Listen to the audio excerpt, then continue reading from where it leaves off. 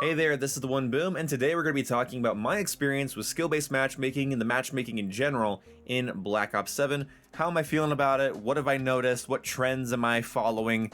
And there's really no claims I can make here. The first thing to lay out in a video like this is that it's all anecdotal, it's subjective. Everybody you see saying they are having a different experience in matchmaking are playing in different regions, different times of day, on different platforms, different cross-play settings. And this doesn't even account for people's personal skill level and how that fluctuates over time. You can be really good and have an off day. You could be really bad and have like the best session of your life. And that's something that doesn't really get talked about. But let me just say this. I was gonna make a whole video about this subject, but I still might.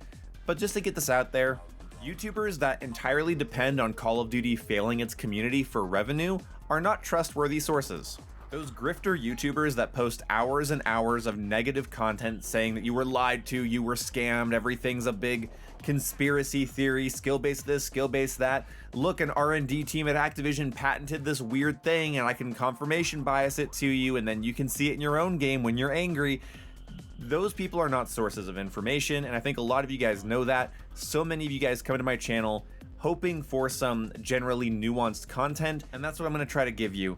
I am not a COD hater, I'm not a grifter, I'm not somebody who is going to root for the game to do poorly so that I can switch my channel's gears into negative mode and milk content. That being said, if the game does switch gears into the negative, then yeah, I'll probably use that to milk for some content. But for all of the weird variables at play when it comes to matchmaking and skill level, random people on Twitter, even if it's a lot of random people on Twitter, that is not an indication of an actual fact about the game.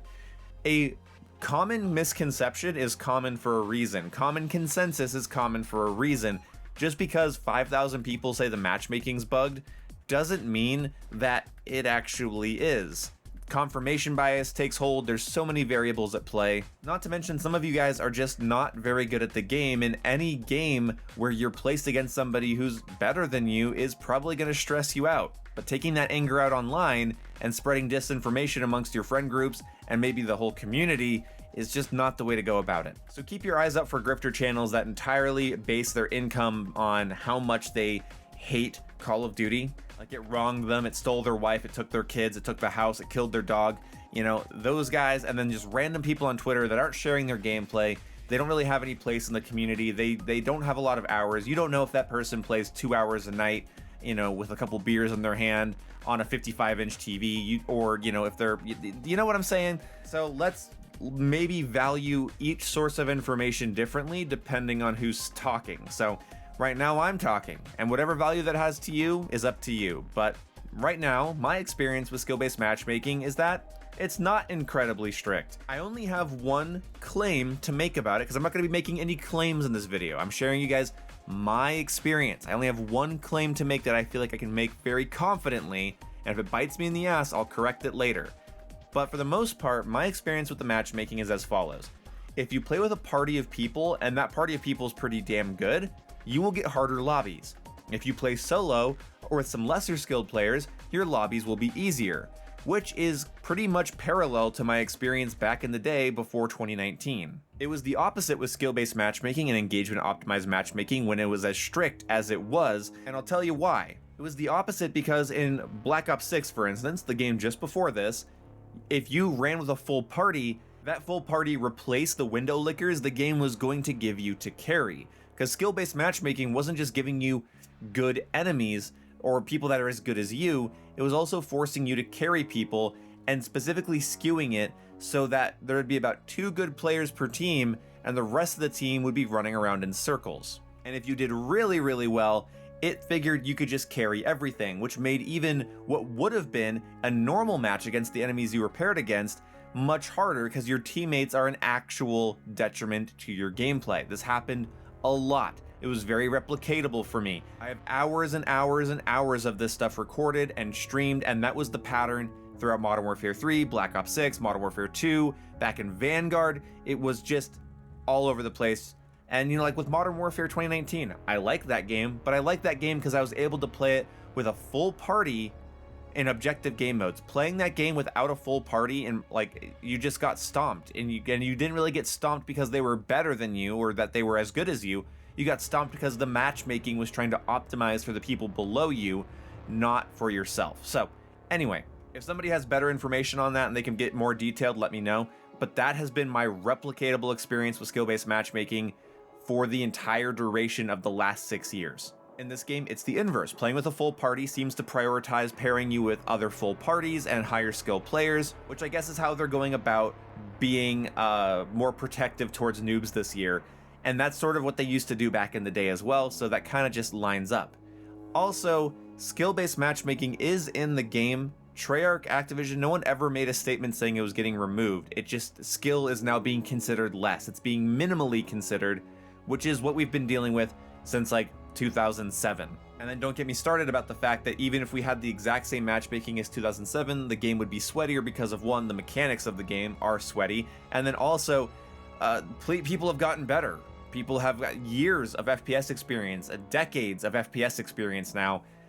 It's not the only thing to play in your living room. It's not a new novel thing. The Xbox 360 didn't just come out. Halo 2 isn't 4 years old, you know?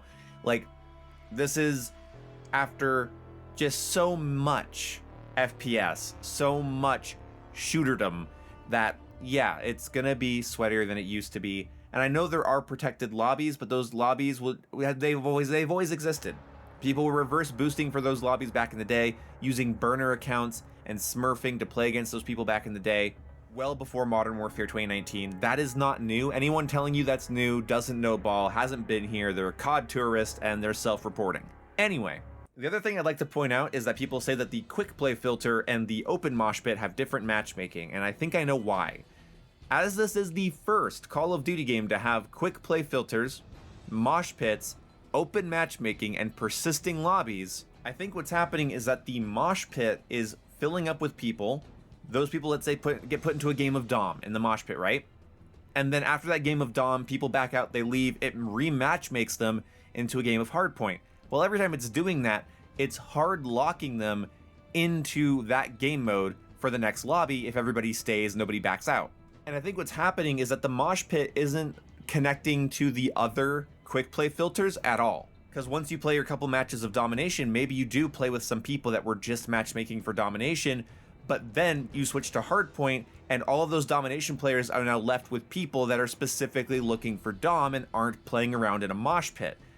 So I know it's kind of complicated, but basically what I'm saying is that I believe the mosh pit segregates you from the rest of the player base after you rematch make if people back out. Because for me, the open mosh pit can get kind of competitive if it stays domination for multiple games in a row.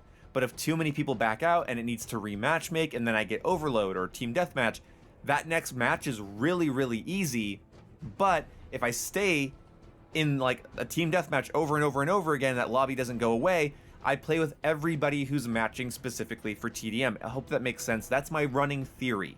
Because Treyarch and Activision keep reaffirming it's the same matchmaking, and I know that people think that Activision's both super maniacal, evil, behind the curtain, manipulating everything, and also so stupid that they would commit commercial suicide, but I honestly am not glazing them when I say they're not stupid enough to shoot themselves in the head in front of you. So if they're reaffirming it's the same matchmaking, I really think it's the same matchmaking, and I think why it feels different is that when you go to play just Dom, you play against people that just want to play Dom because the people in the mosh pit are getting like rotated out. The people that have multiple game modes selected are getting rotated out of your lobby into a different game mode, and you're left with Dom only players, which are people that are going to be a little bit better. They like the game mode, they want the XP, they want the longer match, they maybe want to, I don't know, dominate you. And I also think that's why match times get longer, is I think that the playlists are not like properly communicating with each other. I feel like one is segregating you from the other, like hardcore, which would explain the longer matchmaking times, despite the fact that I have not had a different matchmaking experience from the beta overall. And let me explain that real fast. This is my big claim, this is my big smoking gun of the video, so if you disagree, that's fine, but this is just my big claim that I feel confident making after many, many hours in game. Just to be transparent, here are my lifetime combat record stats for Black Ops 7. I have 1 day, 14 hours, 38 minutes in game time. I've played 244 games. I have a 431 score per minute. I have a 2.23 elimination death ratio. I've now gotten 2 nukes, my highest eliminations per game is 97, my highest streak is 30, I can never get that 31 kills, I can never get that unstoppable medal, I'm really mad about it, and my win-loss is 1.13. Now if you're smart, the stat here that's going to jump out at you is my win-loss ratio, it's 1.13, which means I'm basically winning, losing, winning, losing, winning, losing, despite having really good performance. And unfortunately, this reveals my biggest secret. It's hard to say this, but I play for KD, which is why my win-loss is probably as bad as it is. If I took my sweaty ass onto the objective, I'd probably win more games. That's hard to admit in front of all of you, so thank you for, understanding and not roasting me in the comment section. Anyway, my big claim is, although there is definitely team balancing, some engagement optimizing, it definitely is doing stuff behind the scenes. They never said it wouldn't be, it just is doing it less. It is not the same matchmaking of the last 6 years. It is not. It is simply not. Anyone telling you it's just as strict or more strict, in my opinion, is objectively incorrect. Confirmation bias has taken over. It's choking them out of victories. They're literally tweaking over every enemy that knows how to shoot now. And I'm sorry, that's always going to make you play worse. It's always going to make games feel harder than it really was supposed to. And it's really the only claim I can make after all of this. There's definitely something going on. Team balancing, different things, whatever. But at the end of the day and overall, this is not the matchmaking I was dealing with on live streams since 2018. Black Ops 6 and Modern Warfare 3, Modern Warfare 2 were so predictable. I'd get about an hour and a half into my stream and my lobbies would get so sweaty. People in my chat would start to be like, okay, boom, here comes the SBMM boot, it's about to kick you. And they knew it. It was so predictable. Whereas now, I can stream for 6, 7, 8 hours and still be doing well and still be getting mixed people in my lobbies. I was able to get a nuke 5.5 hours into a stream of me sweating my ass off because the lobbies were easy enough for it. That literally would never happen under the skill-based matchmaking of the last several years. That is a new phenomenon for me. So believe me, don't believe me, see me as a viable source or not, it's up to you. But I'm letting you know from my experience on this channel, and you can look at how long I've been on YouTube and how many videos I've uploaded and how many streams I've done. You can look at all that. All of that combined, this is not the same matchmaking of the last 6 years. There's something going on. The team balancing sucks, but it's not the same. It's not that strict. And the predictable ebbs and flows where it's like easy match, hard match, easy match, easy match, hard match, hard match, that ebb and flow is gone. So really, the video kind of culminates to me just saying, I should fucking play the objective more. Anyway, see you when I see you guys. Goodbye.